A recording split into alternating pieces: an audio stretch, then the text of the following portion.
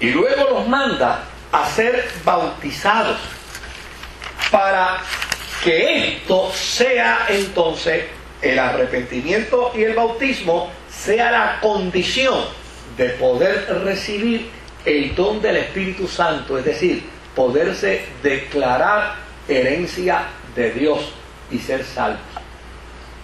Ahora, dijimos la semana pasada dentro del análisis que hicimos que todos eran judíos, pero como todos eran judíos, el tratamiento, el mensaje que Pedro les predica es un mensaje que está dentro del contexto judío. Fíjense que lo primero que Pedro le dice en el sermón de Hechos capítulo 2 a esta gente es: ustedes mataron al autor de la vida. Y ustedes mataron a aquel de quien todos los profetas habían hablado de él. Y como consecuencia de haberle matado, ¿sabe lo que dice la Escritura? Que ya no hay más medio de salvación para ustedes. Que no hay otra forma. Ustedes están enemistados con Dios. Y desde luego, decirle a un judío que Dios se ha enemistado con él, es decirle, se te acabaron todas las puertas de esperanza.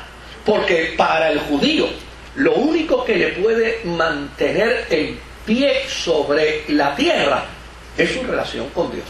Por esa razón, cuando Pedro le termina de predicar a ellos le preguntan a Pedro: entonces, ¿qué haremos? ¿Qué vamos a hacer? Porque si esto que tú dices es cierto, nosotros estamos en un grave problema. ¿Y qué Pedro le dice? Pues se tienen que arrepentir. ¿De qué se tienen que arrepentir? Pues se tienen que arrepentir, número uno, de haber matado al autor de la vida. Se tienen que arrepentir del pecado. Porque el hecho de que ustedes sean judíos no los exime de la necesidad de arrepentimiento. Y después que ustedes se arrepientan, entonces tienen que bautizarse. Pero la pregunta es: toda la vida los judíos se han bautizado, es más, se bautizan de más. Porque dentro de los judíos está el bautismo, está el hablamiento, están las oblaciones. ¿Se acuerdan? Hablamos de ellas. O sea, para el judío es importante el vínculo con el agua, como para nosotros también lo es. O sea, nos lavamos las manos, nos lavamos los pies, nos bañamos, lavamos los utensilios. Yo no conozco a nadie que coma y guarde el plato y los cubiertos sin regarlo, ¿verdad? Pues todas esas oblaciones, todos nosotros las hacemos, porque para el judío eso era importante, pero ahora no es importante para la limpieza. Ahora es importante el bautismo. ¿Sabe para qué? Para renunciar al reino del judaísmo y entrar al reino de la fe cristiana. Lo que Pedro le está diciendo a los cristianos, a los judíos aquí, en este sermón, es: señores, se tienen que arrepentir, y después de arrepentirse, ustedes tienen que renunciar al judaísmo. Oiga, y lo hicieron. 3.000 se convirtieron.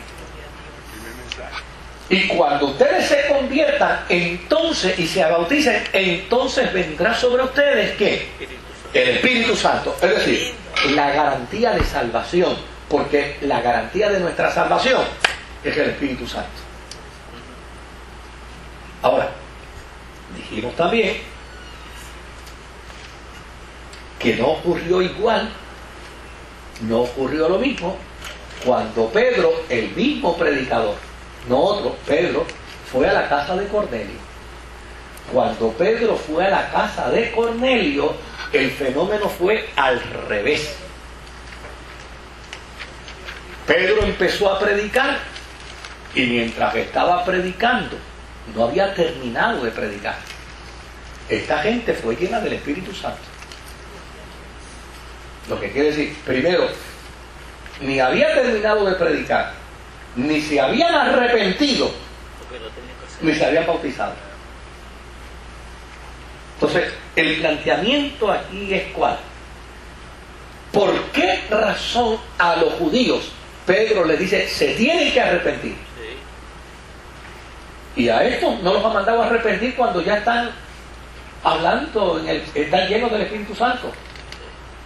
Eso tiene que hacernos a nosotros preguntarnos con seriedad qué ha pasado aquí, que el mismo predicador utiliza dos fórmulas distintas en la evangelización, a judíos y a gentiles, porque la invitación al arrepentimiento de los judíos es por haber matado al autor de la vida.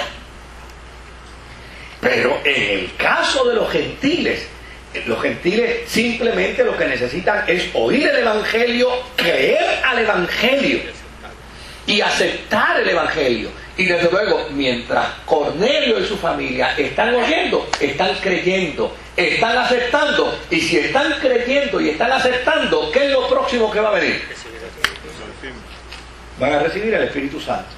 Entonces, a mí me hubiera encantado estar allí, porque si algo a mí me gusta ver es caras pasmadas, ¿verdad? O sea, a mí me hubiera gustado, primero porque Pedro fue a regañadientes. Él no estaba muy contento con ir allí. Y ya, obviamente, o sea, ya Pedro había predicado 2 sermones. Había predicado 2 sermones y había logrado que 8,000 judíos creyeran y se bautizaran. Y ahora llega a la casa de Cornelio como el que va a la casa de la familia que tiene lepra, que yo no... si me ofrecen agua, no bebo. Y si me ofrecen comida, acabé de comer. Si me dicen que me siente, no, yo sentado venía yo. ¿Verdad? Yo llego aquí y de aquí yo no me voy a mover. Dice, bueno, ya estoy aquí, ahora tengo que hablarle a esta gente. Y empezó a hablarle porque el Espíritu Santo le había dado a Pedro algo que dice la Escritura que es el denuedo. O sea, algo que Pedro no podía dejar de hacer nunca era hablar de la obra del Espíritu Santo. Y Pedro empieza a predicar, y mientras que está predicando, Pedro, ¿qué idea tiene de lo que va a pasar allí? Mientras está predicando, esa gente empieza entonces a recibir el Espíritu Santo. Y claro, como Pedro no fue solo, Pedro fue con un grupo de judíos. Y yo me imagino, mire, hay que usar un poquito la imaginación, porque esos judíos no fueron allí, no, el Espíritu nos envía, vamos para allá. No. Esos judíos tuvieron que haberse preguntado, óyeme, ¿tú estás seguro que el Espíritu te manda? Porque mira que vamos a entrar a una casa donde si se enteran en Israel, nos declaran malditos a todos.